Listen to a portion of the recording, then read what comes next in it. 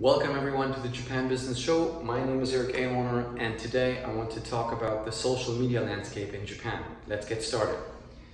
First of all, I want to give you an overview of the main social media platforms in Japan based on an online survey that was done in November 2018 with 4,000 participants.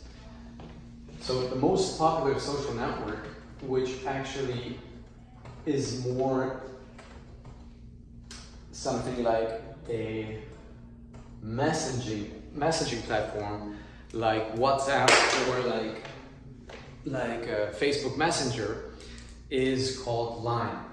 And it does offer a timeline function like other social media platforms, which might show that in the future it will be used much more as an actual social media app.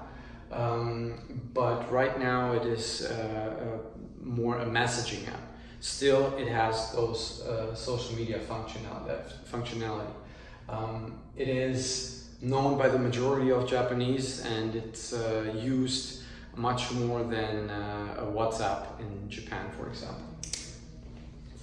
Number two is not Facebook. It's actually the most popular social media platform in Japan, which is Twitter. And the reason that Twitter is so popular in Japan has two reasons. Number one, it's because it's so anonymous. So you do not have to use your real name like you have to in Facebook. Number two is that the limitation to 140 characters is for Japanese no problem, because you can put in double the content into 140 characters if you write in Japanese compared to English. That's why it makes it a very attractive platform to Japanese users, because of the anonymous function that you do not have to use your real name. Japanese love that, to express their emotion but not reveal their real identity. And second, that you can actually squeeze in a lot of information into a small message like in Twitter. Number three is Instagram.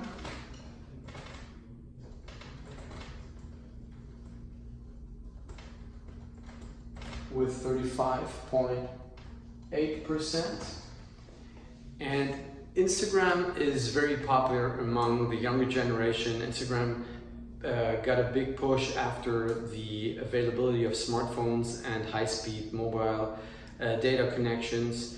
So you will see the younger generation on Instagram, and even there is a tendency that more women use Instagram than men. It's very fashion-oriented, fashion trends, and actually celebrities started on Instagram without the help of other media. So this is a very popular platform if you're in the fashion sector or anything that has to do with it.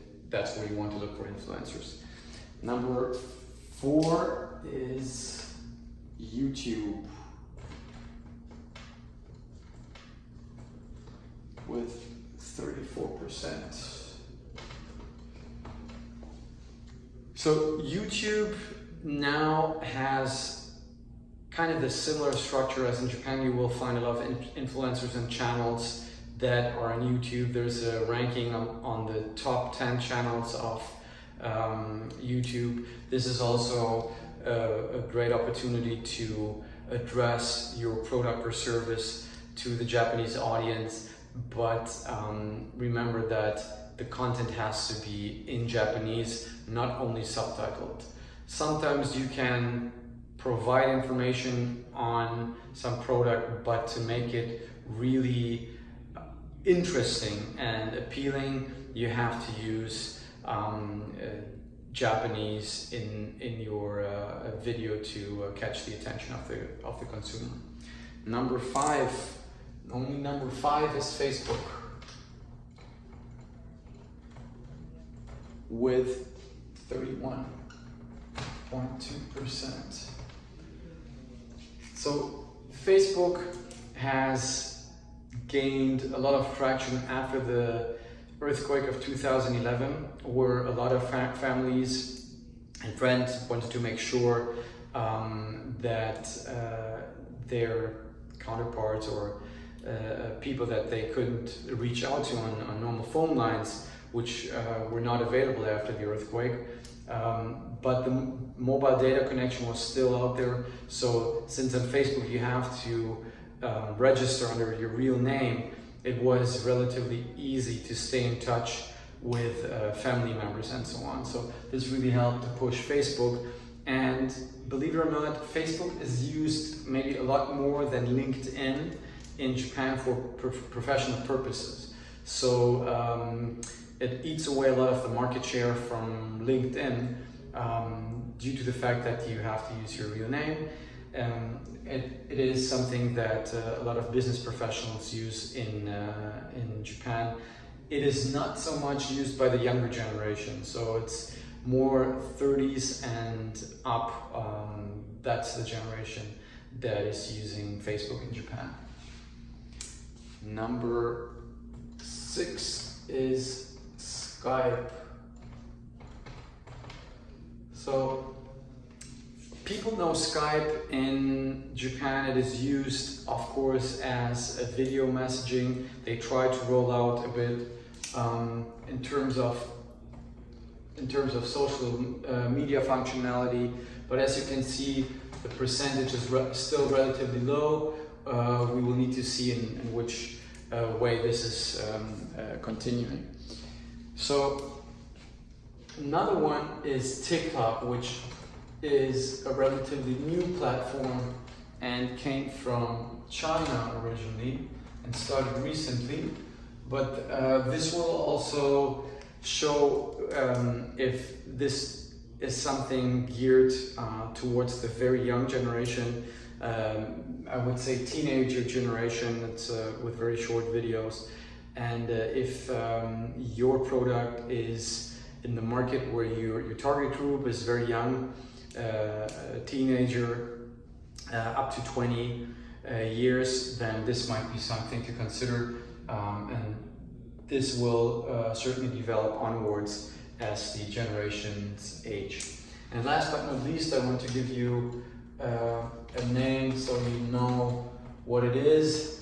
This was not mentioned in the report, but it's a social media platform called Mixi. And Mixi 10 years ago was a monopoly in terms of social media in Japan, before actually Facebook or Twitter and so on could gain any traction. Mixi was already there, but time after time, the market share from Mixi was chipped away by Twitter, Facebook, and so on. And now Mixi is purely concentrated on online gaming. So they're very successful with online gaming right now, and they also use advertisement in their online gaming. And if this is something that you're interested about, then you certainly should check out Mixi and the potential that it can give you for advertising on this platform. So here you have it. Those are the main players on the social media landscape in Japan.